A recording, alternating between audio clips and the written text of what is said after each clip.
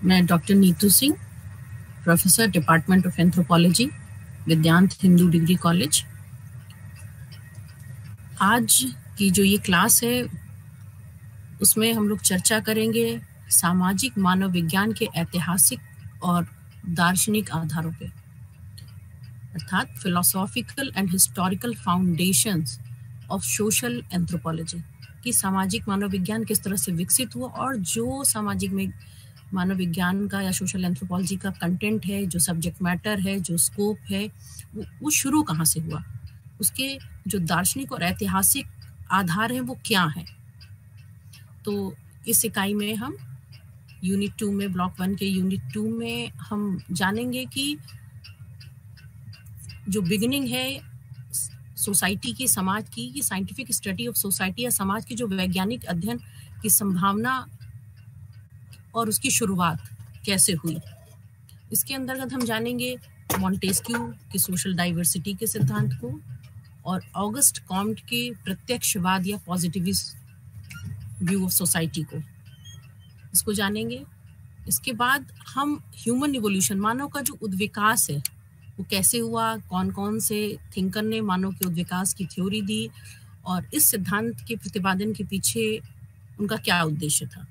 तो इसमें हम इसको भी हम 2 वर्गों में पढ़ेंगे। एक जो प्रारंभिक उद्विकासवादी थे जिसमें स्पेंसर, डार्विन और हर्डर को हम समझेंगे, और दूसरा शास्त्रीय उद्विकासवादी जो जिनकी मान्यताएं जो प्रारंभिक उद्विकासवादी थे उनके आधार पर उन्होंने और आगे निर्मित की। इसमें बैशोफेन, मैक्लेनन, हेनरी मैन, इनको समझेंगे। साथ ही थोड़ा सा टाइलर और मॉर्गन, इनके भी क्लासिकल इवोल्यूशन या शास्त्रीय उद्विकासवाद के सिद्धांत को समझेंगे। साथ ही हम प्रिमिटिव का जो कॉन्सेप्ट है, आदिम की जो अवधारणा है, उसको भी इस इकाई में समझने की कोशिश करेंगे।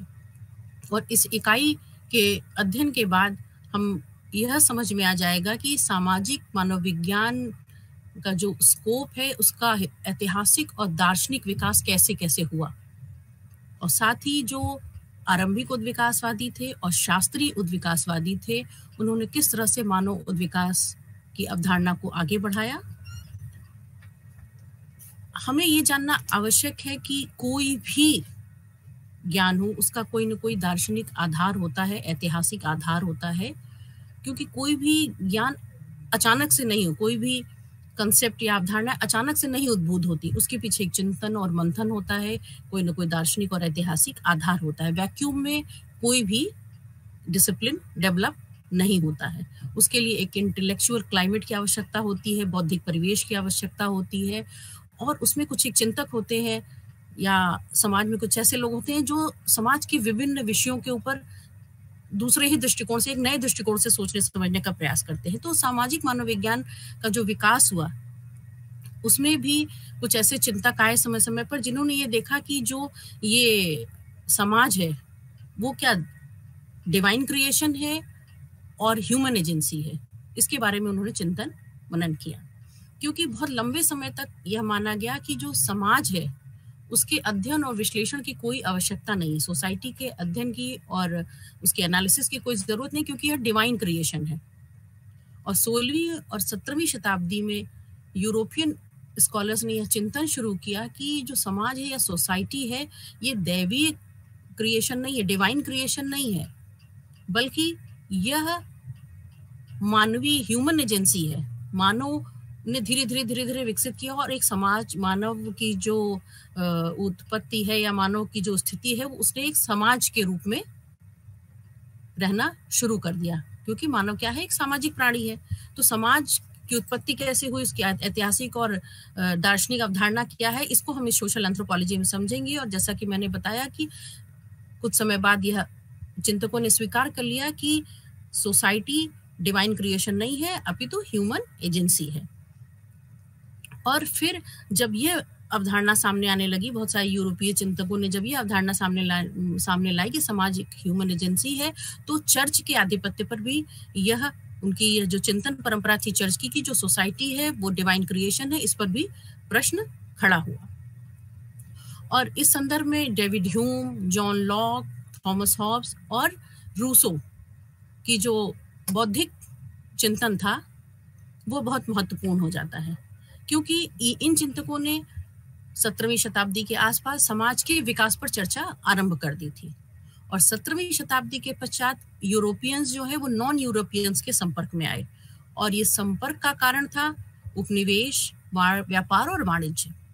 और इस समय तक जो चिंतक थे उन्होंने ना केवल डिवाइन क्रिएशन से ह्यूमन एजेंसी के रूप में समाज की स्थापना की बात करी, बल्कि वो समाज में जो मानव की उत्पत्ति है और उसमें जो सोशल डाइवर्सिटी है, सामाजिक विभिन्नता है, उस पर भी विचार करना शुरू कर दिया। और जब इस पर विचार करना शुरू कर दिया तो उनको यह भी समस्या आने लगी कि लोगों ने पूछा कि यदि ये ह्यूमन डिवाइन क्रिएशन नहीं है, कोई भी चीज जब दैवी होती है तो उस पर प्रश्न चिन्ह कम उठाए जाते हैं, क्योंकि यह स्वतः मनुष्य की कंडीशनिंग ऐसी होती है कि वो स्वीकार कर लेता है कि यदि ये डिवाइन क्रिएशन है तो उस पर प्रश्न की बात नहीं है। लेकिन जब चिंतकों ने यह बताया कि ये ह्यूमन एजेंसी है, society is a human agency, तो चिंतकों से यह भी प्रश्न पूछा जाने लगा कि तो फिर इसमें डाइवर्सिटी, विभिन्नता क्यों है? यदि ईश्वर ने ही सब बनाया तो विभिन्नता का कारण क्या है? और फिर इस तरह के संदर्भों में जो मॉन्टेस्क्यू थे उन्होंने एक सोशल डाइवर्सिटी का सिद्धांत दिया और उन्होंने समाज की जो सिस्टमैटिक थ्योरी प्रस्तुत की। मॉन्टेस्क्यू का जो सामाजिक विभिन्नता का सिद्धांत है, मॉन्टेस्क्यू को इस बात का श्रेय जाता है कि उन्होंने समाज की सिस्टमैटिक थ्योरी प्रस्तुत की। मॉन्टेस्क्यू की जो सिस्टमैटिक थ्योरी अबाउट सोसाइटी थी वो उनके 2 प्रीमाइसेस पे आधारित थी। अर्थात मॉन्टेस्क्यू ने समाज की वैज्ञानिक व्याख्या के 2 आधार बताए थे। पहला, प्रिंसिपल ऑफ कॉजेशन या कारण का एक सिद्धांत बताया, कारणत्व कार्य कारण का एक सिद्धांत उन्होंने बताया। और दूसरा उन्होंने बताया क्रिएटिंग अ टाइपोलॉजिकल सोसाइटी, कि उन्होंने समाज के भी 3 प्रकार बताए। और समाज के प्रकार बताने में मॉन्टेस्क्यू ने 2 आधारभूत प्रक्रिया के माध्यम से समाज की व्याख्या की। उन्होंने बताया कि समाज भी 3 प्रकार की सरकारों में है, एक राजतंत्र, गणतंत्र और तानाशाही। और इसके पीछे उन्होंने सेंटिमेंट की अवधारणा दी कि मनुष्य की जो भावना होती है वो समाज में इस तरह की सरकारों में दिखाई देती है। तो इसमें भी उन्होंने 3 लक्षण इसके बताए। इस सेंटिमेंट के आधार पर उन्होंने बताया कि जो 3 तरह की सरकारें हैं उसके 3 लक्षण होते हैं। तो अर्थात यहाँ कहने का तात्पर्य है कि मॉन्टेस्क्यू ने जो 3 प्रकार की सरकारें बताई उसमें उन्होंने सेंटिमेंट्स को मेन गाइडिंग प्रिंसिपल माना, कि जो सेंटिमेंट्स या भावनाएं हैं वो समाज के जो 3 प्रकार हैं उनके मेन गाइडिंग प्रिंसिपल हैं। हम यहाँ पहले थोड़ा मॉन्टेस्क्यू के बारे में और जान लेते हैं कि मॉन्टेस्क्यू फ्रेंच थिंकर थे और फ्रांस में जो ज्ञानोदय या एनलाइटमेंट के प्रभावशाली और प्रख्यात प्रतिनिधि इनको माना जाता है। मॉन्टेस्क्यू को राजनीतिक इतिहास का बहुत अच्छा ज्ञान था, जिसका प्रयोग करते हुए उन्होंने 1734 में रोमन साम्राज्य के राइज एंड फॉल पे कई लेख लिखे। और इस अध्ययन के लिए उन्होंने पूरे यूरोप की यात्रा की और इंग्लैंड में रहकर 2 वर्ष बिताए। इस दौरान मॉन्टेस्क्यू ब्रिटिश संविधान से भी बहुत प्रभावित रहे और उन्होंने 4 लेख लिखे उस समय। इन 4 में उनका एक लेख था जो 1748 में पब्लिश हुआ, उसका नाम था स्पिरिट ऑफ लॉज। यह प्रमुख रहा। इसमें उन्होंने स्वतंत्र राजतंत्र में सत्ता के विभाजन का सिद्धांत दिया और जिसके लिए वे आज भी माने जाते हैं। जैसे मैंने बताया कि उन्होंने सेंटिमेंट्स बताया और 3 प्रकार के राजतंत्र बताए। और इस प्रकार से साथ ही मॉन्टेस्क्यू ने समाज का एक व्यवस्थित सिद्धांत प्रतिपादित किया और इसका उन्हें श्रेय भी दिया जाता है कि उन्होंने बहुत systematic theory about society present करी। मॉन्टेस्क्यू के एंथ्रोपोलॉजिकल या सोशियोलॉजिकल दृष्टिकोण को समझने के लिए हमने बताया कि कुछ चीजें बहुत महत्वपूर्ण हैं। पहला ये कि मॉन्टेस्क्यू समाज में विभिन्न तत्वों और कारणों का जटिल मेलजोल होता है ऐसा मानते थे और यही समाज की संरचना को परिभाषित करता है। मॉन्टेस्क्यू का दृष्टिकोण, जिसे हमने कहा कि कॉजेटिव फैक्टर था, कारण और प्रभाव के सिद्धांत पर आधारित था, जिसमें मॉन्टेस्क्यू मानते हैं कि विभिन्न कारण जैसे कि भौगोलिक परिस्थितियां हैं, सामाजिक प्रथाएं हैं, राजनीतिक संरचनाएं, ये सभी समाज के विकास और उसके वर्तमान स्थिति को प्रभावित करते हैं। मॉन्टेस्क्यू कहते हैं कि समाज की जो संरचना है और उसकी गतिशीलता बहुत सारे फैक्टर्स पर निर्भर करती है और यह विचार भी उन्होंने प्रस्तुत किया कि समाज को समझने के लिए उसकी विविधताओं और उस पर असर डालने वाले तत्वों को समझना बहुत जरूरी है। जैसे मॉन्टेस्क्यू ने मैंने बताया कि कॉजेटिव फैक्टर में उन्होंने बताया कि भौगोलिक जो कारण होते हैं वो समाज के विकास को प्रमुख कारण के रूप में उन्होंने माना कि भौगोलिक कारण समाज के विकास के रूप में बहुत महत्वपूर्ण भूमिका का निर्वहन करते हैं। उनका मानना था कि क्लाइमेट या जलवायु, स्थल की आकृति और अन्य भौगोलिक स्थितियां एक समाज के नियम और उसकी पॉलिटिकल स्ट्रक्चर और यहाँ तक कि उन लोगों की मानसिकता को भी प्रभावित करते हैं। और इस प्रकार से उन्होंने कारण और प्रभाव की अपनी जो थ्योरी पॉजिटिव फैक्टर को स्पष्ट करने का प्रयास किया। जबकि जो ऑगस्ट कॉम्ट थे, ऑगस्ट कॉम्ट ने क्या किया, समाज की व्याख्या के लिए एक इवोल्यूशनरी थ्योरी दी। हम यहाँ पर देख रहे हैं कि मॉन्टेस्क्यू ने 3 तरह की सरकारों की बात की, गणतंत्र, राजतंत्र और तानाशाही, और इन तीनों में उन्होंने सेंटिमेंट्स को प्रमुख माना कि जो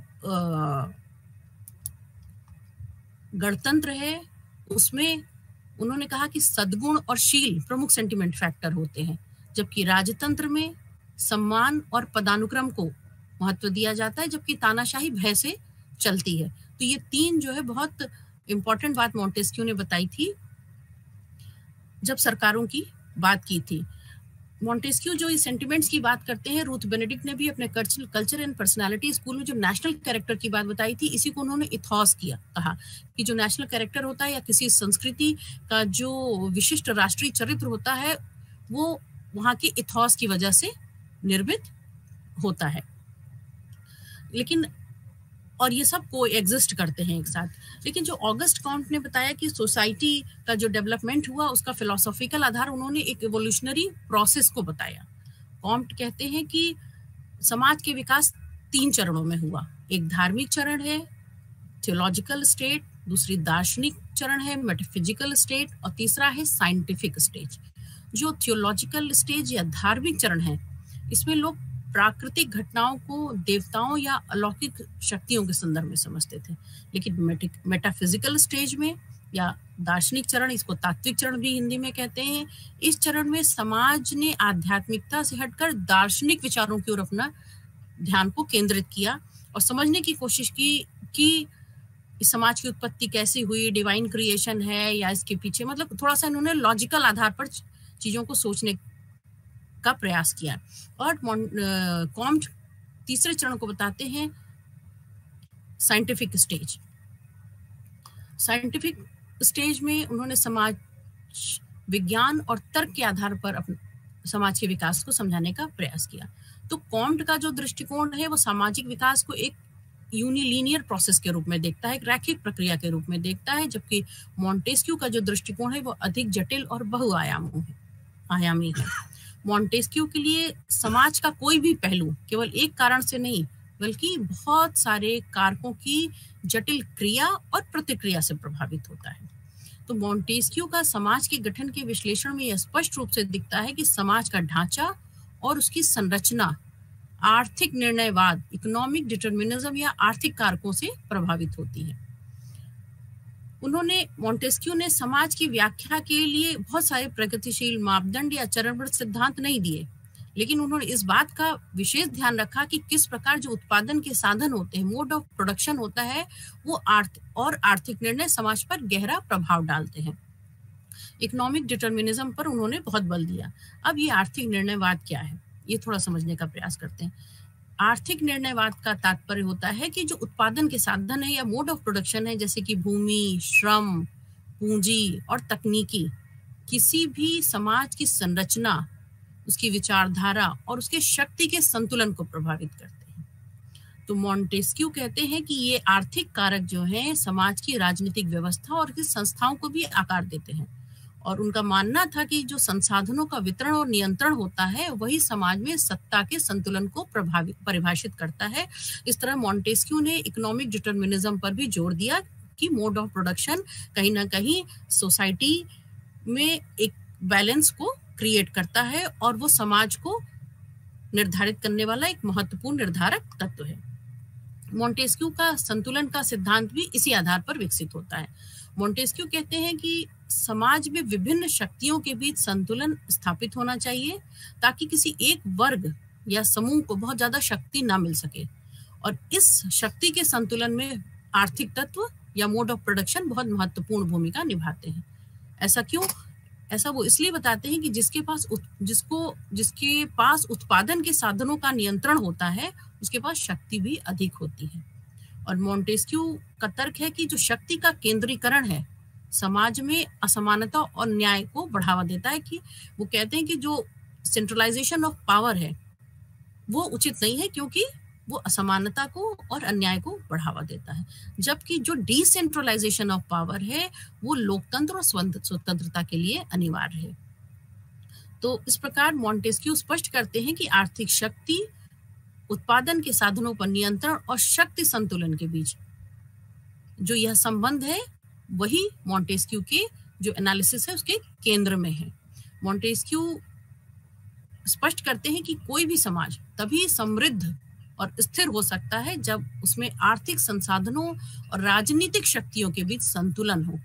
और इस प्रकार मोंटेस्क्यू ने जो समाज के गठन था, समाज का गठन किस प्रकार से हुआ, उसकी संरचना के लिए एक उन्होंने दार्शनिक आधार एक प्रस्तुत किया और एक जटिल और परस्पर संबंधों पर आधारित दृष्टिकोण प्रस्तुत किया, जिसमें आर्थिक और राजनीतिक शक्तियों के बीच सामंजस्य पर जोर दिया गया। तो इस प्रकार हम जब मोंटेस्क्यू को समझते हैं तो हम उनके कॉजेटिव फैक्टर को समझते हैं कि किस तरह से उन्होंने कारण और प्रभाव की बात की। कारण और प्रभाव में उन्होंने जियोग्राफिकल एंड सोशल फैक्टर की बात की, और जब जियोग्राफिकल फैक्टर की बात की तो उसमें क्लाइमेट और नेचर ऑफ सॉइल की बात करते हैं, और सोशल फैक्टर में भी वो हिस्टोरिकल ट्रांसफॉर्मेशन, ट्रेड, कॉमर्स अर्थात मोड ऑफ प्रोडक्शन की बात करते हैं। साथ ही साथ इस संदर्भ में उन्होंने इकोनॉमिक डिटर्मिनिज्म या आर्थिक निर्णयवाद की बात करते हुए सरकार के 3 प्रकार बताए, उसके सेंटिमेंट्स को स्पष्ट किया कि उनके क्या 3 स्पष्ट लक्षण होते हैं, और उसके बाद उन्होंने बैलेंस ऑफ पावर की बात की। और मोंटेस्क्यू का सेग्रीगेशन ऑफ पावर या शक्ति पृथक्करण का सिद्धांत भी विशेष महत्वपूर्ण है। किंतु हम लोग यहाँ सोशल एंथ्रोपोलॉजी की जब फिलोसॉफिकल और हिस्टोरिकल रूट्स की चर्चा करते हैं तो हम लोग मोंटेस्क्यू के जो शक्ति पृथक्करण के सिद्धांत के अतिरिक्त हम उनकी इस पर विशेष चर्चा करते हैं कि किस तरह से उन्होंने सिस्टमैटिक थ्योरी ऑफ सोसाइटी को प्रस्तुत किया। और इस प्रकार से उन्होंने मध्य 18वीं शताब्दी में जो सामाजिक परिवर्तन आया फ्रेंच रिवॉल्यूशन के बाद, उस समय चिंतकों को विवश किया कि वो सोशल ट्रांसफॉर्मेशन के बारे में भी सोचें और फिर सामाजिक उद्विकास की व्याख्या को प्रस्तुत करें। जैसा कि मैंने पहले भी बताया कि लोग प्रश्न करने लगे थे कि यह डिवाइन अगर क्रिएशन नहीं है, ह्यूमन एजेंसी है, तो ह्यूमन इवोल्यूशन और ह्यूमन डाइवर्सिटी का कारण क्या है। और इस प्रकार उन्होंने सोशल इवोल्यूशन के लिए एक आधार तैयार किया, एक दार्शनिक आधार तैयार किया। और मोंटेस्क्यू के बाद कॉम्ट ने, जैसे मैंने अभी चर्चा की थी, कि सोशल इवोल्यूशन की थ्योरी दी। इस सोशल इवोल्यूशन की थ्योरी में उनका जो प्रत्यक्षवाद का सिद्धांत है वह विशेष महत्वपूर्ण है। तो कॉम्ट को सोशियोलॉजी का फादर भी कहा जाता है, समाज शास्त्र का पिता भी कहा जाता है। कॉम्ट ने समाज के तार्किक अध्ययन के लिए जो एक नोमेनक्लेचर दिया उसको सोशियोलॉजी कहा, और समाज के तार्किक विश्लेषण की पद्धति को पॉजिटिविज्म कहा, जिसे हिंदी में हम प्रत्यक्षवाद कहते हैं। और उन्होंने अंतर किया एनालिटिक एंड सिस्टमैटिक एनालिसिस में। जो एनालिटिक मेथड था वो उनका मटेरियल साइंस पे बेस्ड था, लेकिन जो सिस्टमैटिक एनालिसिस ऑफ सोसाइटी थी उसमें उन्होंने ऑर्गेनिक एनालॉजी दी। और कॉम्ट की इसी एनालिसिस को आगे स्ट्रक्चरल फंक्शनलिस्ट थिंकर ने आगे बढ़ाया। जब हम कॉम्ट के यहाँ सोशल इवोल्यूशन की थ्योरी करते हैं, की चर्चा करते हैं, उनके पॉजिटिविज्म की या प्रत्यक्षवाद के सिद्धांत की चर्चा करते हैं, तो यह महत्वपूर्ण हो जाता है कि हम कॉम्ट के गुरु सेंट साइमन का नाम भी उल्लेख करें, उन्होंने जाने। क्योंकि दुर्खीम कहते हैं कि सेंट साइमन ही प्रत्यक्षवाद के वास्तविक पिता थे, और उन्होंने ही सबसे पहले प्रत्यक्षवाद की थ्योरी दी। बाद में उनके शिष्य ऑगस्ट कॉम्ट ने इसको आगे बढ़ाया, प्रत्यक्षवाद के सिद्धांत को। जो ऑगस्ट कॉम्ट की थ्योरी थी उसे लॉ ऑफ 3 स्टेजेस थ्योरी कहते हैं, अर्थात त्रिस्तरीय सिद्धांत कहते हैं। समाज के विकास के त्रिस्तरीय सिद्धांत के रूप में जाना जाता है। ऑगस्ट कॉम्ट ने सामाजिक परिवर्तन की प्रक्रिया तथा सामाजिक उन्नति की प्रक्रिया को क्रमबद्ध रूप से समझाया। कॉम्ट कहते हैं कि ज्ञान के विकास को मानव मस्तिष्क में होने वाले उद्विकास से जोड़ा जा सकता है। और इस प्रकार से उन्होंने ज्ञान के विकास और मानव मस्तिष्क के विकास को 3 स्तरों में सामाजिक उद्विकास की व्याख्या से जोड़ा और सोशल इवोल्यूशन की थ्योरी दी। उन्होंने कहा कि मनुष्य की चिंतन की 3 अवस्थाएं होती हैं। पहली अवस्था होती है धार्मिक अवस्था, थियोलॉजिकल स्टेट। इसमें भी उन्होंने इवोल्यूशन या उद्विकास की बात की। जो थियोलॉजिकल स्टेट होती है या धार्मिक अवस्था होती है, उसमें पहली अवस्था प्रेतवाद की अवस्था होती है, दूसरी बहुदेववाद या पॉलीथिज्म होती है, और तीसरी अवस्था एकेश्वरवाद या मोनोथिज्म की होती है। ये जो सारे चिंतक थे, उन्होंने अपने जो दार्शनिक और ऐतिहासिक चिंतन का आधार रखा, उसमें उन्होंने यूरोपीय समाज को केंद्र में रख करके सारी सिद्धांत और अवधारणाएं प्रस्तुत की। और चूंकि यूरोपीय समाज में एकेश्वरवाद धार्मिक अवस्था का उच्चतम स्तर माना जाता था, तो इसलिए उन्होंने बताया कि जो धार्मिक अवस्था का जो एपेक्स था या उन्नत अवस्था मानी जाती है, वो एकेश्वरवादी अवस्था थी, और जो प्रारंभिक अवस्था थी वो प्रेतवाद की थी, और दूसरी बहुदेववाद की अवस्था थी, और अंतिम अवस्था जो धार्मिक अवस्था की थी वह एकेश्वरवादी थी या मोनोथिज्म की अवस्था थी। चिंतन की इस दूसरी अवस्था में अर्थात धार्मिक अवस्था के बाद मॉन्टेस्क्यू बात करते हैं मेटाफिजिकल स्टेज की या तात्विक अवस्था की। और इसमें इन्होंने सिर्फ समाज की उत्पत्ति के दार्शनिक नहीं, कुछ तार्किक आधारों को भी सोचने का प्रयास किया, और इस आधार पर समाज की व्याख्या करने की कोशिश की चिंतन की दूसरी अवस्था में। और चिंतन की जो तीसरी अवस्था थी, जिसे वैज्ञानिक अवस्था भी कहते हैं, जिसे कॉम्ट का पॉजिटिविज्म का सिद्धांत या प्रत्यक्षवाद का सिद्धांत भी कहते हैं। तो जो कॉम्ट की जो धार्मिक अवस्था थी, उसके बाद तात्विक अवस्था आई। धार्मिक अवस्था में उन्होंने धर्म के 3 उद्विकासी सिद्धांत प्रस्तुत किए, और तात्विक अवस्था में उन्होंने समाज की उत्पत्ति के लिए दार्शनिक चिंतन से आगे बढ़ के थोड़ा तार्किकता के आधार पर बातचीत करना शुरू किया। और कॉम्ट कहते हैं जो तीसरी अवस्था थी वो प्रत्यक्षवादी अवस्था थी। और जो धर्मशास्त्रीय अवस्था थी, उसमें मनुष्य की बुद्धि का पर्याप्त विकास नहीं था, और जो भी घटना थी उस घटना के पीछे कोई न कोई दैवी शक्ति नहीं थी। ये थियोलॉजिकल स्टेज की बात हो रही है, जो ऑगस्ट कॉम्ट ने थियोलॉजिकल स्टेज की बात बताई थी। और वो कहते हैं कि जो कोई भी घटना होती है उसमें ज्ञान में आस्था और विश्वास के तत्व विशेष रूप से रहते हैं। और धर्मशास्त्रीय अवस्था की पहली अवस्था मैंने बताया कि प्रेतवाद की अवस्था थी, और दूसरी अवस्था थी बहुदेववाद की। इसमें यह ऐसा माना गया यूरोपियन सोसाइटी के लिए कि जो प्रत्येक कार्य होता है वो उसके लिए एक विशेष देवता होता है, और यह बहुदेववादी परंपरा है। लेकिन कालांतर में लोगों को यह समझ में आ गया कि सारी शक्तियां किसी एक देवता से संचालित होती हैं, और यह अवस्था एकेश्वरवाद की अवस्था आई। और दूसरी तात्विक अवस्था में दार्शनिक और तात्विक मीमांसा पर जोर दिया गया। और ऑगस्ट कॉम्ट ने जो थर्ड स्टेज बताई, लॉ ऑफ 3 स्टेज थ्योरी में, इसका तीसरा स्टेज था वैज्ञानिक अवस्था या प्रत्यक्षवाद की अवस्था। ये 18वीं शताब्दी और बाद की अवस्था में जो ये थर्ड स्टेज आया, और इसमें वैज्ञानिक आधार पर सत्यता की खोज शुरू हुई। वैज्ञानिक पद्धति का प्रयोग हुआ, और वैज्ञानिक पद्धति के प्रयोग में अवलोकन और वर्गीकरण जैसी पद्धति को महत्व दिया गया, और सिर्फ उन्हीं घटनाओं का अध्ययन जो प्रत्यक्ष रूप से देखी जा सकती हैं उनको महत्व दिया गया। तो प्रत्यक्षवाद को कॉम्ट कहते हैं कि वह वैज्ञानिक पद्धति है जिसके माध्यम से किसी भी सामाजिक घटना या सोशल फिनोमेना का अध्ययन वैज्ञानिक, व्यवस्थित और तार्किकता पर आधारित होता है। उन्होंने वैज्ञानिक विधि के अंतर्गत निरीक्षण, परीक्षण, प्रयोग और वर्गीकरण की बात की। अर्थात कोई भी जो सामाजिक तथ्य है उसका अवलोकन करके, उसका एक्सपेरिमेंट करके और उसमें तुलना करके हम उसको क्लासिफाई करते हैं। एक तरह की घटनाओं को एक वर्ग में रख सकते हैं, दूसरे वर्ग में रख सकते हैं, और वर्गीकरण करके एक तार्किक आधार पर समाज की उत्पत्ति का सिद्धांत प्रस्तुत करने का प्रयास कॉम्ट ने किया। और कॉम्ट के जो पॉजिटिविज्म की थ्योरी है या प्रत्यक्षवाद की थ्योरी, उसकी कुछ एक विशेषताएं थी। उसकी पहली विशेषता ये है कि यह एक वैज्ञानिक पद्धति है, जिसमें उन्होंने बहुत सारे जो वैज्ञानिक पद्धति के लक्षण है, अवलोकन, वर्गीकरण, क्लासिफिकेशन, इन चीजों को रखा। और प्रत्यक्षवाद की एक और विशेषता है, वह यह कि यह ऑब्जेक्टिव साइंस या वस्तुनिष्ठ विज्ञान है, और वास्तविक जगत का अध्ययन वैज्ञानिक पद्धति से करने की बात की। उन्होंने ये कहा कि इस तरह से अध्ययन करके हम समाज के बारे में भविष्यवाणी करने की क्षमता को भी विकसित कर सकते हैं। और इस प्रकार से कॉम्ट ने अपनी प्रत्यक्षवाद की पद्धति में अवलोकन, परीक्षण और तुलनात्मकता के आधार पर एक समाज का वास्तविक विश्लेषण करने का प्रयास किया। तो इस प्रकार कॉम्ट की जो थ्योरी थी उसमें हम देखते हैं कि किस तरह से उन्होंने इवोल्यूशनरी थिंकिंग के माध्यम से अपना सिद्धांत को प्रस्तुत किया कि समाज की जो विज्ञान है या समाज की जो उत्पत्ति है वो किस तरह से विकसित हो रही है। कॉम्ट के और मोंटेस्क्यू के सिद्धांत को समझने के बाद हम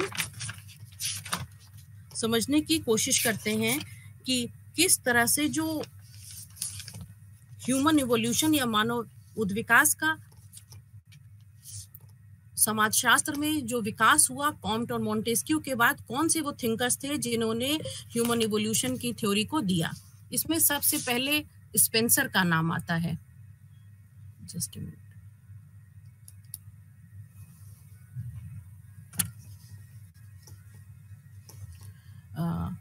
स्पेंसर की जो थ्योरी थी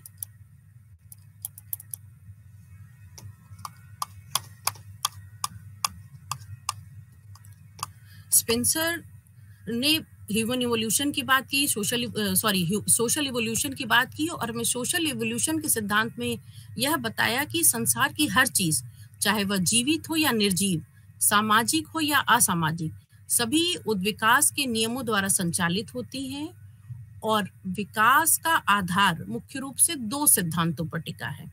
एक सिद्धांत है इंटीग्रेशन या एकीकरण का, और दूसरा है डिफरेंशिएशन या विभेदन का। इसका मतलब है कि सभी चीजों में एक अनवरत बदलाव होता रहता है और यह बदलाव एक सरल रूप से जटिल रूप अर्थात सिंपल टू कॉम्प्लेक्स की ओर अग्रसर होता है। स्पेंसर ने बताया कि प्रकृति के सभी तत्व, चाहे वो जीव हो, वस्तु हो, मानव समाज हो, सभी एक ही प्रक्रिया के तहत विकसित होते हैं, अर्थात सभी के विकास का क्रम एक ही है और यह प्रक्रिया सरलता से शुरू होती है, सिंप्लिसिटी से शुरू होती है और समय के साथ वह कॉम्प्लेक्सिटी में चली जाती है, अर्थात वह प्रक्रिया अधिक जटिल होती जाती है। और यह जटिलता के बाद बताते हैं कि स्पेंसर की जो प्रारंभिक समाज था वो बेहद सरल था, लेकिन समय के साथ समाज में जटिलता आती गई और स्पेंसर के समय में भी ब्रिटेन एक ऐसा समाज था जो अपनी जटिलता की उच्चतम अवस्था पर था, जहां ट्रिपल कंपाउंड, जिसे उन्होंने 3 गुना सम्मिश्रित समाज कहा। स्पेंसर कहते हैं कि सोशल इवोल्यूशन या सामाजिक उद्विकास कुछ निश्चित चरणों से गुजरता है। जैसे स्पेंसर ने जो सोशल इवोल्यूशन की अवस्था बताई, पहली अवस्था उन्होंने बताई प्रिमिटिव स्टेज की या आदिम अवस्था की, और जो यह आदिम अवस्था है यह सबसे सरल अवस्था होती है जिसमें समाज कम विकसित होता है। और इस इवोल्यूशन का जो दूसरा चरण है उसमें उन्होंने बर्बर अवस्था या बार्बरिक स्टेज बताई। इस अवस्था में समाज में थोड़ा विकास होता है, लेकिन यह अभी भी पूरी तरह से संगठित नहीं होता। समाज थोड़ा सा प्रिमिटिव स्टेज से थोड़ा तो विकसित होता है, लेकिन पूरी तरह से ऑर्गेनाइज या संगठित नहीं होता। और इस इवोल्यूशन के क्रम में उन्होंने तीसरी अवस्था बताई, औद्योगिक अवस्था, जिसे इंडस्ट्रियल स्टेज कहा। इंडस्ट्रियल स्टेज समाज की अब तक की सबसे जटिल और विकसित अवस्था होती है, जिसमें समाज पूरी तरह से संगठित और आधुनिक हो जाता है। तो इस प्रकार हम देखते हैं कि स्पेंसर ने भी बताया कि जो सोशल इवोल्यूशन है वो कुछ निश्चित चरणों से गुजरा है, और इस सोशल इवोल्यूशन के चरण को उन्होंने 3 स्टेजेस में बताया, प्रिमिटिव स्टेज, आदिम अवस्था, बर्बर अवस्था या बार्बरिक स्टेज, और तीसरी औद्योगिक अवस्था। और यह अवस्था सबसे जटिल होती है और जो प्रिमिटिव स्टेज होती है वो सबसे सरल अवस्था होती है। इस प्रकार समाज का उद्विकास सरल से जटिल अवस्था की ओर होता है। स्पेंसर का मानना था कि चाहे यह परिवर्तन फिजिकल एलिमेंट्स में हो, अर्थात भौतिक पदार्थों में हो, या सामाजिक संरचनाओं में, सोशल ऑर्गेनाइजेशन में, यह प्रक्रिया समान रूप से सभी जगह होती है, अर्थात यह उद्विकास एक ही तरह से होता है और यह होता है सरल से जटिल की ओर, अर्थात सिंपल से कॉम्प्लेक्स की ओर।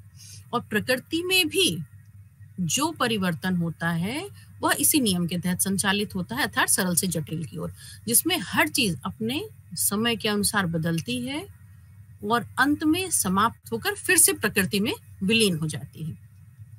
तो स्पेंसर बताते हैं कि विकास की प्रक्रिया हमेशा 3 दिशाओं में होता है। तो ये 3 दिशाएं क्या क्या है? पहली कि सरलता से जटिलता की दिशा की ओर, अर्थात जैसा हमने भी समझाया कि 3 स्टेजेस थी, आदिम अवस्था, फिर बर्बर अवस्था और फिर औद्योगिक अवस्था। आदिम अवस्था जो उद्विकास की थी, समाज के उद्विकास की, वो बहुत ही सरल अवस्था थी, और जो बर्बर अवस्था थी इसमें समाज का थोड़ा सा विकास हुआ लेकिन समाज पूरा संगठित नहीं हो पाया। और जो तीसरी अवस्था थी वो औद्योगिक या इंडस्ट्रियल स्टेज थी, और यह जटिल अवस्था थी, जटिल या विकसित अवस्था थी। इसमें समाज पूरी तरह से संगठित हो जाता है और आधुनिक हो जाता है। तो इस प्रकार से ये जो विकास की प्रक्रिया है, चाहे वो फिजिकल एलिमेंट में हो, चाहे वो सोशल एलिमेंट या ऑर्गेनाइजेशन में हो, हमेशा उसकी दिशा एक ही रहती है। वो दिशा क्या है? सरलता से जटिलता की ओर। और इसमें तीसरी उन्होंने जो दिशा बताई वो बताई अनिश्चितता से दिशा की ओर। जो स्पेंसर इस बात को स्पष्ट करते हैं उसको भी हम समाज के विकास के उनके 3 चरणों से समझ सकते हैं। जैसा उन्होंने जो पहला स्टेज बताया था, प्रिमिटिव स्टेज या आदिम अवस्था में, उसमें समाज बहुत अनिश्चित था। और जो दूसरी अवस्था बताई, बर्बर की अवस्था में, समाज थोड़ा सा निश्चितता की ओर बढ़ चला था लेकिन अभी भी असंगठित अवस्था में था, संगठित नहीं हो सका था। लेकिन जो तीसरी अवस्था उन्होंने बताई समाज के उद्विकास की, हर्बर्ट स्पेंसर ने, वो ये बताई इंडस्ट्रियल स्टेज।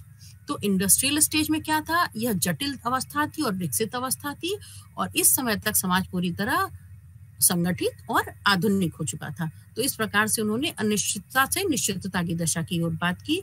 और तीसरी मुख्य दिशा वो सोशल इवोल्यूशन या समाज के उद्विकास की बात करते हुए बताते हैं कि यह एक ऐसी अवस्था है जहां से इसके हिस्से कम विशेष होते हैं और एक विशिष्ट और जटिल अवस्था की ओर बढ़ते हैं, और इस विशिष्ट और जटिल अवस्था में इसका प्रत्येक हिस्सा भी विशेष रूप से अधिक विशिष्ट होता चला जाता है। इस प्रकार से स्पेंसर ने विकास की प्रक्रिया के लिए ये 3 मुख्य दिशाएं बताई, फ्रॉम सिंपल टू कॉम्प्लेक्स दिशा की ओर, या सरलता से जटिलता की दिशा की ओर, अनिश्चितता से निश्चितता की दिशा की ओर, और एक ऐसी अवस्था से जहां इसके हिस्से कम विशिष्ट रहते हैं, वहां से विशिष्ट और जटिल अवस्था की ओर बढ़ते हैं। और इस तरह से स्पेंसर के अनुसार सामाजिक और प्राकृतिक विकास का यह सिद्धांत हर जगह समान रूप से लागू होता है, चाहे वह जीवित प्राणी का विकास हो, समाज का हो, या भौतिक विकास हो। स्पेंसर ने अपनी बात को इस तरह से स्पष्ट किया है। जो टर्म इवोल्यूशन है वो पहली बार सामाजिक उद्विकास की मैंने बात बताई कि सबसे पहले 17वीं शताब्दी में प्रयोग किया गया, और फिर स्पेंसर के बाद डार्विन का सिद्धांत आया। डार्विन ने प्राणियों के संदर्भ में अपना इवोल्यूशन का सिद्धांत दिया, और उनकी पहली पुस्तक 1859 में आई, origin of species by means of natural selection. इसमें भी उन्होंने सर्वाइवल ऑफ द फिटेस्ट की थ्योरी दी और प्राणियों के उद्विकास की बात की। और डार्विन और स्पेंसर का ये दोनों सिद्धांत, एक ने प्राणियों में उद्विकास की बात की, और स्पेंसर में हम देख रहे हैं कि उन्होंने बताया कि प्राणी जगत में ही नहीं, समाज का भी उद्विकास होता है और वह सरलता से जटिलता की ओर विकसित होता है। सोशल इवोल्यूशन की जब हम थ्योरी बात करते हैं, सामाजिक उद्विकास की या सामाजिक मानव विज्ञान के दार्शनिक और ऐतिहासिक आधारभूत तत्वों की बात करते हैं, तो हम मॉन्टेस्क्यू, कॉम्ट, हर्बर्ट स्पेंसर और डार्विन की बात करते हैं, बट उसमें एक महत्वपूर्ण नाम आता है हर्डर का। तो a major contributor to the idea of evolution was a Herder. उन्होंने फर्दर इसको रिफाइन किया आइडिया ऑफ एवोल्यूशन को, कि उन्होंने रिफाइन ऐसे किया कि उन्होंने कंसेप्ट ऑफ प्रोग्रेस को रिफाइन किया डेवलपमेंट में, विकास में। जो विकास जो प्रक्रिया थी कंसेप्ट ऑफ प्रोग्रेस की, उसको उन्होंने विकास से जोड़ा, और उन्होंने एक डेफिनेट शेप देने का प्रयास किया जो डेवलपमेंट की प्रत्येक स्टेज थी।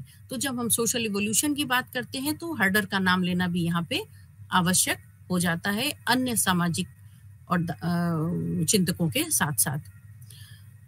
इस प्रकार हम देख रहे हैं कि सामाजिक उद्विकास का सिद्धांत स्पेंसर से प्रभावित होकर डार्विन ने दिया, और इसके आधार के रूप में यूरोपीय विद्वानों में मॉन्टेस्क्यू ने और कॉम्ट ने भी अपने सामाजिक विकास के सिद्धांत को रखा। और इस तरह से कालांतर में लोग यह चर्चा भी करने लग गए कि सामाजिक उद्विकास के साथ साथ सामाजिक विभिन्नता का क्या कारण है, इसके बारे में भी विचार विमर्श किया जाए। तो स्पेंसर्स के बाद कुछ और भी अर्ली इवोल्यूशनिस्ट हुए या प्रारंभिक उद्विकासवादी हुए जिन्होंने समाज के उद्विकास की बात की। इनमें कुछ नाम विशेष महत्वपूर्ण हैं जिनको हम समझने की कोशिश यहाँ पर करेंगे। एक है इसमें मैकलेलन, बेथोवेन और हेनरी मैन। इन सभी ने भी समाज के उद्विकास की बात की। बेथोवेन जो थे वो भी सामाजिक उद्विकासवादी थे और इनका नाम हम लोग प्रारंभिक उद्विकासवादियों में लेते हैं। इनका काल 1815 से 1887 तक था, अर्थात 1815 से 1887 तक था। बेथोवेन का मुख्य योगदान सामाजिक उद्विकास के क्षेत्र में ये था कि उन्होंने मात्र सत्ता का सिद्धांत प्रतिपादित किया। बेथोवेन एक स्विट्जरलैंड के सोशियोलॉजिस्ट थे, साथ ही पुरातत्वविद भी थे, आर्कियोलॉजिस्ट भी थे। इन्होंने समाज के विकास में महिलाओं की भूमिका पर अपना विचार प्रस्तुत किया। बेथोवेन ने मात्र सत्तात्मक या मैट्रियार्की के सिद्धांत का प्रस्ताव रखा, जिसके अनुसार जो प्रारंभिक मानव समाजों में माताओं का प्रमुख स्थान था और जो सामाजिक संरचना थी वो मैट्रियार्की पर आधारित थी। इनकी जो पुस्तक है दास मटरशेट या मात्र सत्ता, उन्होंने इस पुस्तक में यह तर्क दिया कि प्राचीन समाजों में मात्र सत्ता थी जहां माताएं परिवार और समाज की प्रमुख निर्णयकर्ता थी। उन्होंने दावा किया कि जो प्रारंभिक समाजों में महिलाओं का सम्मान और अधिकार अधिक था, जो बाद में पितृसत्ता की ओर झुकाव के साथ घट गया। ये बेथोवेन कहते हैं। और हम लोग भी जानते हैं कि जब सामाजिक उद्विकास हुआ तो पहले सोशियोलॉजिकल फादर का कंसेप्ट अधिक होता था, बायोलॉजिकल फादर के कंसेप्ट से लोग अनभिज्ञ हुआ करते थे। और किंतु माता की जो सत्ता थी वो एस्टैब्लिश थी, क्योंकि माता ही बच्चे को जन्म देती थी, तो माता की सत्ता पे कोई प्रश्न चिन्ह नहीं होता था। तो यही बात बेथोवेन भी स्थापित करने की कोशिश करते हैं या स्पष्ट करने की कोशिश करते हैं कि प्राचीन समाजों में जो मात्र सत्ता थी तो महिलाओं का सम्मान और उनके अधिकार अधिक थे। बेथोवेन ने दूसरी बात यह स्पष्ट की कि समाज के विकास को 3 चरणों में उन्होंने भी विभाजित किया। पहला चरण उन्होंने बताया कि मात्र सत्तात्मक चरण था, दूसरा चरण था पितृसत्तात्मक समाज, और अंततः आधुनिक पितृसत्तात्मक समाज विकसित हुआ। तो इस प्रकार से हम देखते हैं कि उन्होंने भी समाज के उद्विकास का सिद्धांत प्रस्तुत किया। पहले चरण में उन्होंने मैट्रियार्की बताई, मात्र सत्तात्मक समाज, दूसरे में पितृसत्तात्मक समाज में आया, और तीसरे में उन्होंने कहा कि आधुनिक पितृसत्तात्मक समाज की स्थापना हुई। बेथोवेन का मानना था कि समाज का इतिहास मैट्रियार्की से शुरू होता है, अर्थात मात्र सत्ता से शुरू होता है, जहां जनजाति और कुल आधारित संरचनाएं होती थी। और महिलाओं की भूमिका पर जो उनका विशिष्ट योगदान है वो 3 योगदान, जैसा कि मैंने बताया कि पहला उनकी जो पुस्तक आई जिसमें उन्होंने मात्र सत्ता को स्थापित किया, दूसरी समाज के विकास के भी उन्होंने 3 चरण बताए, और तीसरी महिलाओं की भूमिका। बेथोवेन ने महिलाओं की सामाजिक, धार्मिक और आर्थिक भूमिका पर विशेष शोध किया था। उनका कहना था कि महिलाओं के योगदान को इतिहास में कम स्थान दिया गया, इतिहास में कम आंका गया है, और बेथोवेन ने सामाजिक उद्विकासीय थ्योरी से इसको पुनः स्थापित करने की कोशिश की। और अपनी सामाजिक उद्विकासी थ्योरी में बेथोवेन के 3 मुख्य बिंदु हैं, जैसा कि मैंने बताया। पहला उनकी कृति, जिसमें उन्होंने ये बताया कि महिलाओं की सत्ता पहले थी, दूसरा उन्होंने समाज के विकास को 3 चरण बताए, पहला चरण मात्र सत्ता का, दूसरा पितृसत्तात्मक समाज का, और तीसरा आधुनिक पितृसत्तात्मक समाज का। और दूसरा और एक और जो तीसरा बहुत महत्वपूर्ण उनका योगदान माना जाता है सोशल इवोल्यूशन की थ्योरी में, वो महिलाओं की भूमिका को इन्होंने पुनर्स्थापित करने का प्रयास किया। और इस प्रकार बेथोवेन के मात्र सत्ता के सिद्धांत ने समाजशास्त्र और इतिहास में महिलाओं की भूमिका पर एक नई दृष्टि प्रस्तुत की। यद्यपि बाद में बेथोवेन के विचारों की आलोचना हुई, खासकर उनकी आलोचना इसलिए हुई क्योंकि उसमें तथ्यों की कमी थी, जिसके कारण बेथोवेन की जो ये थ्योरी थी उसकी आलोचना हुई। बेथोवेन का एज ए सोशल इवोल्यूशनिस्ट या अर्ली इवोल्यूशनिस्ट, प्रारंभिक उद्विकासवादी, इतिहास में पुनर्मूल्यांकन के महिलाओं के के इतिहास में पुनर्मूल्यांकन के लिए बहुत महत्वपूर्ण माना जाता है। और बेथोवन ने ही समाज में समाज के विकास में लिंग के महत्व को भी रेखांकित किया। बेथोवन के बाद दूसरा महत्वपूर्ण नाम आता है प्रारंभिक उद्विकासवादियों में J.F. मैकलेलन का। मैकलेलन का प्रमुख योगदान था प्राचीन विवाह और टोटेमिज्म के अध्ययन में। मैकलेलन एक स्कॉटिश सोशियोलॉजिस्ट थे और ये भी पुरातत्वविद थे। उन्होंने समाज के प्रारंभिक रूपों, विशेष रूप से विवाह की प्रथाओं पर महत्वपूर्ण शोध किया। मैकलेलन की प्रमुख कृति थी प्रिमिटिव मैरिज। इसमें उन्होंने विवाह के प्रारंभिक रूपों का विश्लेषण किया। प्रिमिटिव मैरिज में मैकलेलन ने जो विवाह की अवधारणा है, जो कि मानव समाज में सर्वत्र पाई जाती है, इसका प्रारंभिक रूप क्या था, इसके ऊपर उन्होंने विश्लेषण किया। और इनके विश्लेषण के मुख्य बिंदु 3 हैं। पहला, बहुपति और पतिनीत्व। मैकलेलन ने प्रारंभिक समाजों में पॉलीगैमी या बहुविवाह और पॉलीएंड्री, बहुपति जैसे विवाह मॉडल का अध्ययन किया। मतलब पॉलीगैमी और पॉलीएंड्री, बहुपति विवाह और बहुपत्नी विवाह जैसे विकास के मॉडल का अध्ययन किया। और इस अध्ययन के आधार पर मैकलेलन ने तर्क दिया कि प्रारंभिक समाजों में इन व्यवस्थाओं का व्यापक रूप से पालन किया जाता था और समय के साथ समाज में मोनोगैमी या एक विवाह की ओर संक्रमण हुआ। और इसको भी हम इवोल्यूशनरी स्टेज इस तरह से मान सकते हैं कि पहले पॉलीएंड्रस सोसाइटी थी, पॉलीगैमस सोसाइटी थी और समय के साथ मोनोगैमी या एक विवाह की ओर संक्रमण देखा गया। टोटेमिज्म की अपनी अवधारणा में मैकलेलन बताते हैं कि प्राचीन समाजों में पशु, पौधे या प्राकृतिक वस्तुओं को टोटम के रूप में या कुल के प्रतीक के रूप में मान्यता प्राप्त थी। और टोटेमिज्म ने समाज को संरचना, धार्मिक मान्यताओं और सामाजिक बंधनों, इन तीनों चीजों को प्रभावित किया। अर्थात जो कुल प्रतीक या टोटम था, जो कोई पशु हो सकता था, कोई पौधा हो सकता था, कोई प्राकृतिक वस्तु हो सकती थी, वो क्या होता था, कुल का एक प्रतीक था। और इस अवधारणा ने, मैकलेलन ने जो टोटेमिज्म का अध्ययन किया, उनकी इस अवधारणा ने समाज की संरचना को, धार्मिक मान्यताओं को और सामाजिक बंधन को, सोशल रिलेशंस को भी प्रभावित किया। और इस प्रकार उन्होंने जो तीसरा टोटेमिज्म के बाद मैकलेलन का जो तीसरा योगदान माना जाता है समाज के अध्ययन में या समाज की उद्विकासीय व्याख्या को प्रस्तुत करने में, वह है समाज के विकास में विवाह की भूमिका। मैकलेलन ने विवाह की सामाजिक संरचना और इसके विकास को समझने के लिए विवाह की विभिन्न प्रथाओं का विश्लेषण किया, उसकी एनालिसिस की। और उनका मानना था कि विवाह के प्रकार समाज की सामाजिक, आर्थिक और धार्मिक संरचना को प्रभावित करते हैं। मैकलेलन कहते थे कि जो ये विवाह की विभिन्न प्रथाएं भिन्न भिन्न समाजों में पाई जाती हैं, यदि उसका विश्लेषण किया जाए तो उस समाज के जो सोशल, इकोनॉमिक और रिलीजियस स्ट्रक्चर है, ऑर्गेनाइजेशन है, उसको हम स्पष्ट रूप से समझ सकते हैं। और इस प्रकार से मैकलेलन का जो कार्य है वो समाज के प्रारंभिक विवाह अवस्थाओं, टोटेमिज्म पर गहन प्रकाश डालता है। उनके शोध ने, मैकलेलन के शोध ने समाज के विकास में विवाह की भूमिका को समझने में बहुत योगदान किया।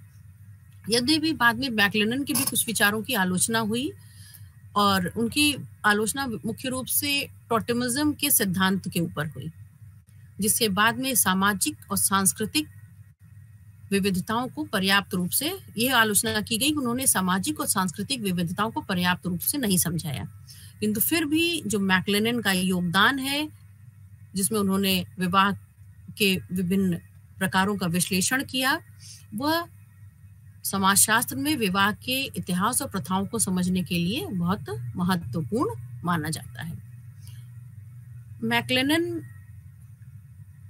के बाद मैकलेलन और बेथोवन के जो सामाजिक उद्विकास की जो उन्होंने अवधारणाएं दी, उनकी चर्चा के साथ साथ तीसरा महत्वपूर्ण योगदान, जिसे हम प्रारंभिक उद्विकासवाद के रूप में, उद्विकासवादी के रूप में विशेष महत्वपूर्ण मानते हैं, वो है हेनरी मैन का योगदान। हेनरी मेन का मुख्य योगदान कानून और समाज के विकास में माना जाता है। हेनरी मेन एक ब्रिटिश समाजशास्त्री थे, ब्रिटिश सोशियोलॉजिस्ट थे। मेन ने समाज के विकास में कानून और रीति रिवाजों के महत्व को समझाने में बहुत महत्वपूर्ण भूमिका निभाई। हेनरी मेन की प्रमुख पुस्तक है एंशिएंट लॉ, और अपनी बुक एंशिएंट लॉ में मेन ने समाज के विकास को विस्तृत रूप से विश्लेषित किया, एनालाइज किया। उन्होंने समाज के जो विकास को विश्लेषित करने के क्रम में जो उनके मुख्य बिंदु थे, उसमें भी इन बिंदुओं को हम 3 पॉइंट से समझने की कोशिश करते हैं। पहला, स्टेटस से कॉन्ट्रैक्ट तक, दूसरा पितृसत्ता से आधुनिक कानूनी व्यवस्था तक, और तीसरा कानून और रीति रिवाज तक। तो हेनरी मेन ने एंशिएंट लॉ में जो चर्चा की वो इन 3 मुख्य बिंदुओं की चर्चा की। पहला बिंदु था स्टेटस से कॉन्ट्रैक्ट तक। मेन ने समाज के विकास को 2 मुख्य चरणों में विभाजित किया।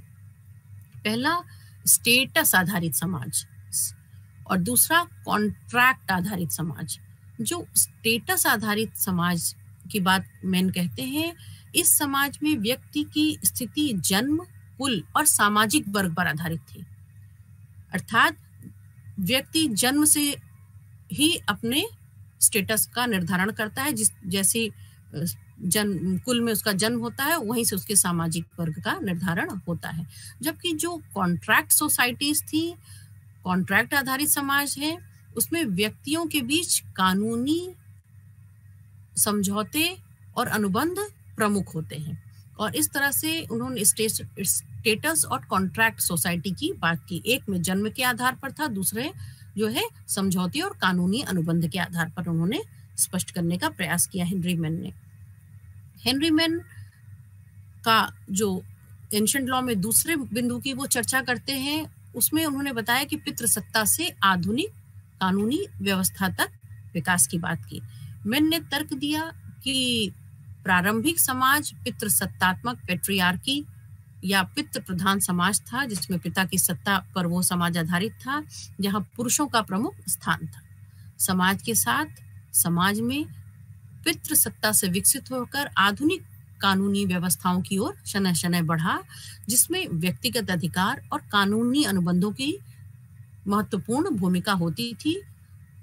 और इस प्रकार उन्होंने पितृसत्ता से आधुनिक कानूनी व्यवस्था की ओर विकास की बात अपनी पुस्तक एंशिएंट लॉ में की। मेन का तीसरा जो महत्वपूर्ण योगदान है वो कानून और रीति रिवाज के क्षेत्र में है। मेन ने कानून की उत्पत्ति और उसके समाज में प्रभाव को समझाने के लिए विभिन्न प्राचीन और मध्यकालीन कानूनी प्रणालियों का विश्लेषण किया, और उन्होंने दिखाया कि किस प्रकार कानून ने समाज के संरचनात्मक बदलाव में महत्वपूर्ण भूमिका निभाई है। और इस प्रकार हेनरी मेन का एंशिएंट लॉ समाजशास्त्र में एक बहुत महत्वपूर्ण कार्य है, जिसने कानून के विकास और समाज में उसकी भूमिका को समझाने में बहुत महत्वपूर्ण योगदान दिया। मेन के स्टेटस और कॉन्ट्रैक्ट के सिद्धांत ने समाज के विकास को समझाने के लिए एक ढांचा प्रदान किया। उनके विचारों ने आगे चलकर जो मॉडर्न सोशियोलॉजी है और कानूनी सिद्धांतों पर बहुत गहरा प्रभाव डाला। यद्यपि मेन की भी, जैसे उनके प्रेडिसेसर्स हम देख रहे हैं कि बेशोफेन हो या मैकलेनन हो, उनके भी विचारों की आलोचना हुई, इसी प्रकार मेन के भी कुछ विचारों की आलोचना हुई। जैसे कि उन्होंने विकासवाद के दृष्टिकोण पर, जो कभी यूरो केंद्रीय या यूरोपियन सेंट्रिक और अतिवादी माना जाता है, इस आधार पर उनकी आलोचना हुई कि जो उनके विचार थे बहुत यूरोसेंट्रिक थे, इसलिए मेन के विचारों की आलोचना हुई।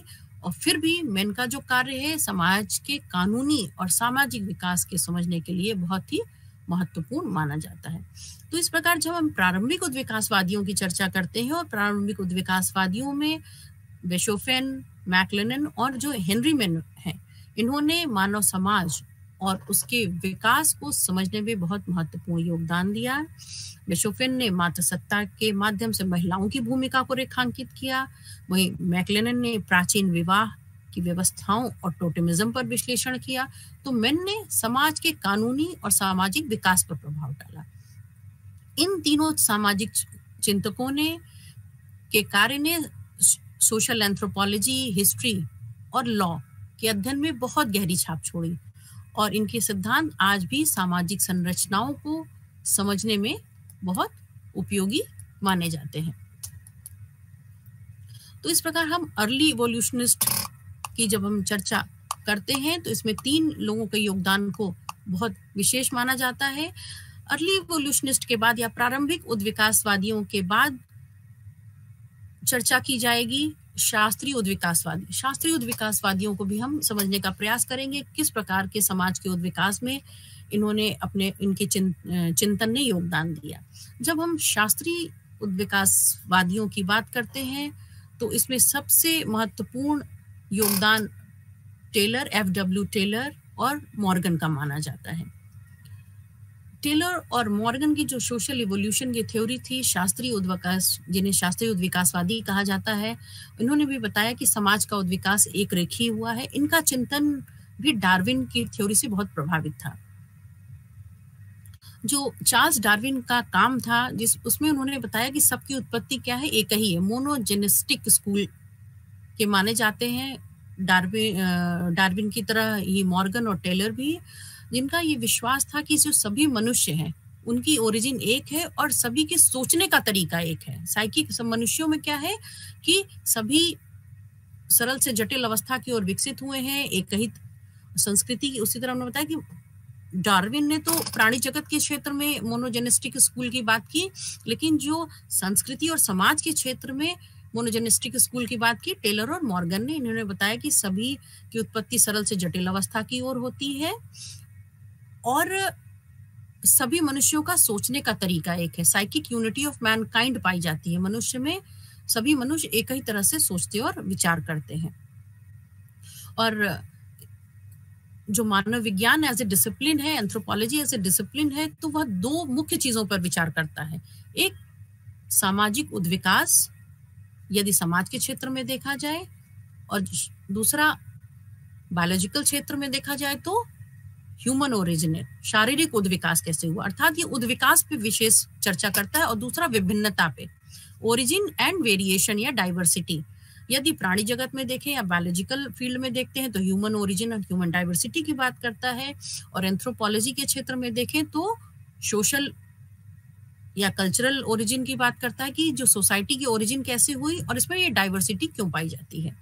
तो ये मानव विज्ञान का जो डिसिप्लिन है इन 2 चीजों पे विशेष चर्चा करता है। तो यहाँ जो शास्त्रीय उद्विकासवादी हैं, जिनमें टेलर और मॉर्गन के योगदान की हम विशेष रूप से चर्चा करेंगे, इसमें उन्होंने समाज और संस्कृति के उद्विकास की विभिन्न चरण बताए। और F.W.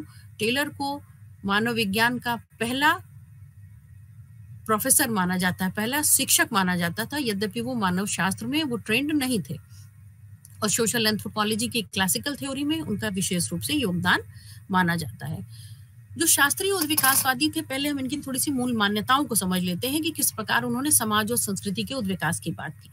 इनका कहना था कि मनुष्य में साइकिक यूनिटी ऑफ मैनकाइंड पाई जाती है, अर्थात मनुष्य में मानसिक एकरूपता पाई जाती है और सभी मनुष्यों के सोचने का ढंग एक होता है।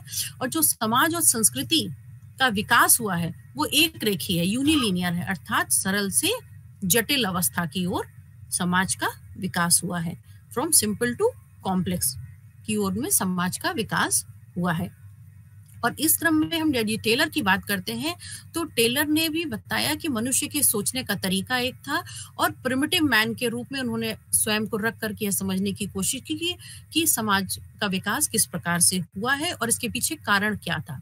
और उन्होंने बताया कि मनुष्य आत्मा में विश्वास करता था, स्वप्न देखता था, तो अपने पूर्व जन्म या अपने पूर्वजों की बात को स्वप्न में देखता था और उनकी सत्ता में विश्वास करता था कि वो मृत्यु के बाद भी हमारे बीच में मौजूद है। और टाइलर ने यहाँ से डिराइव की origin of religion as a animism और बिलीफ इन सोल।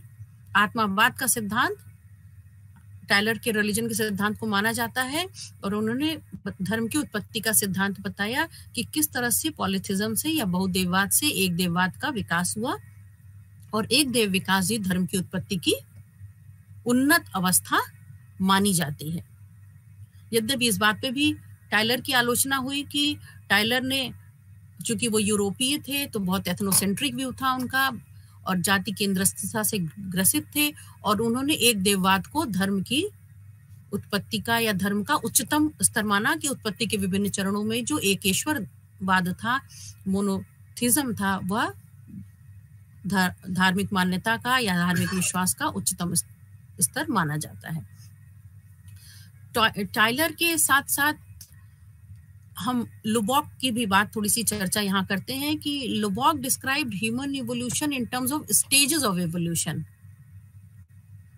उन्होंने उद्विकास की जो प्रक्रिया बताई उसके साथ प्रगति की बात को भी बताया, और लुबॉक की पुस्तक 1871 में पब्लिश हुई, ओरिजिन ऑफ सिविलाइजेशन, वहां पे इन्होंने आर्कियोलॉजी जो विकास की अवस्था थी उसको आर्कियोलॉजिकल स्टेजेस से जोड़ा, और ये 3 आर्कियोलॉजिकल स्टेजेस की बात की इन्होंने की, स्टोन एज, कॉपर एज और आयरन एज।